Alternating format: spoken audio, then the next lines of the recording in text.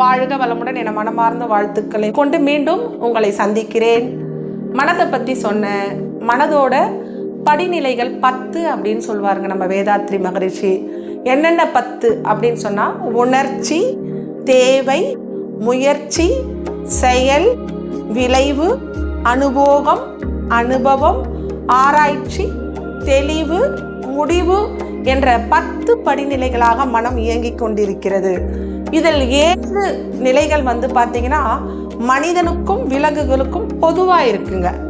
எல்லாம் அவங்களுக்கும் நமக்கும் அந்த 7 படிநிலைகள் வரலும். உணர்ச்சி, தேவை, முயற்சி, செயல், விளைவு, அனுபோகம், அனுபவம்.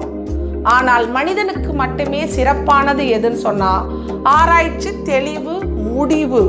அப்போ இது மனிதன்கிட்ட மட்டும்தான் இந்த சிந்தனை ஆற்றல் இருக்கு என்று கூறி மீண்டும் அடுத்த நிகழ்ச்சியில் சந்திப்போம் என்று கூறி விடைபெறுகிறேன். வாழ்க வளமுடன்.